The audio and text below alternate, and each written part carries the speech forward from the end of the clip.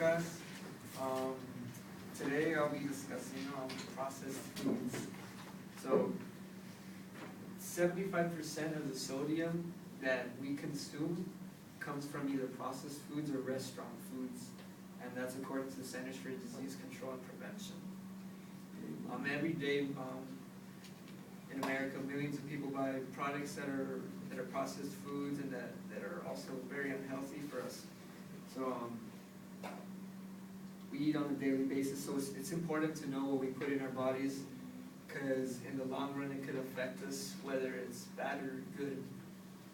So through doing research recently, I've been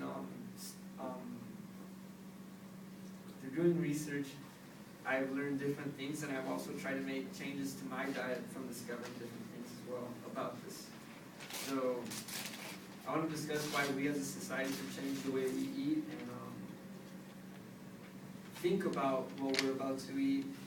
And first I will discuss the problem, so deciding on what to eat, and then I'll discuss the causes, and I'll discuss the solution after all, how we can make the change. So deciding on what to eat. When we go to the grocery store, it may be routine or not, and if it's routine, it's kind of bad, because then we're just picking foods to eat simply because it tastes good. So when we go to the store, we shouldn't really do that. We should actually look at the nutritional facts and whatnot. A lot of these foods have MSG, which is monosodium glutamate, and that it's very unhealthy for you. It increases blood pressure. Also, like I said, ignoring the nutritional facts, so being uninformed creates blind consumption. A lot of these snacks that we could get, just because they're affordable and they're cheap, they'll sell you a big packet of like Doritos, Lay's, and Hot Cheetos, but it's not good for you. So next I'll just go on to describe some of the causes. So one of the major causes is appeal. So that means marketing and advertising play a huge role in this. When kids watch TV, they see toys like Happy Meals, and there's Lunchables, and it appeals to children. So when they go to the store, they ask their parents to buy food, and they buy them this stuff, which really isn't food.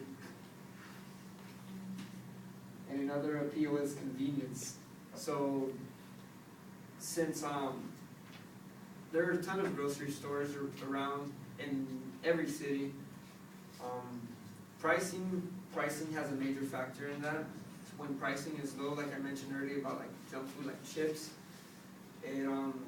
people decide to choose that as a snack rather than buying vegetables or fresh foods.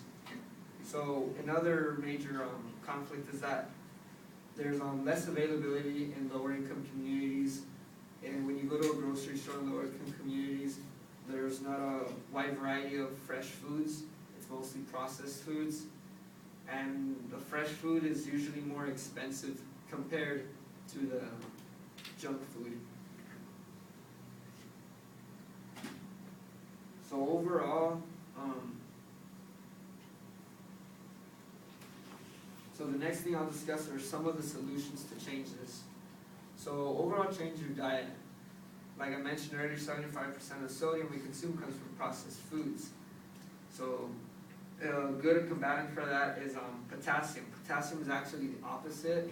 It does the opposite, and it relaxes the blood vessels, and it decreases blood pressure as well.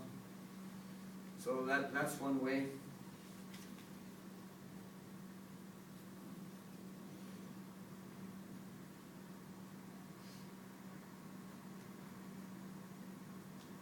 It's also a leading factor of cardiovascular disease.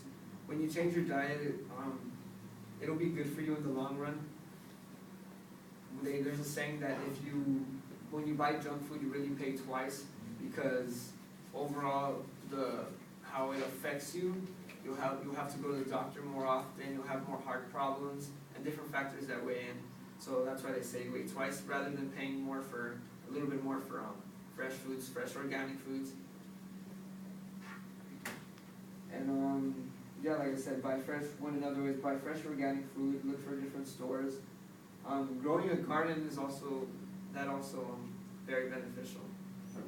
If you don't have the means to, though, there's also local farmers markets that you can go to, and there's a variety of farmer markets, especially in Los Angeles.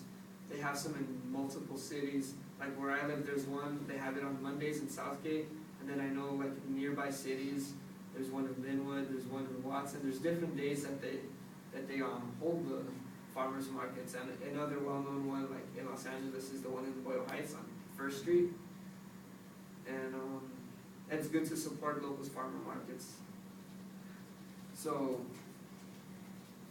now that I've already discussed the problem, the causes, like the appeal, the marketing and advertisement, and the solutions, how you can make a change in your diet and go buy fresh organic food, growing a garden or whatnot.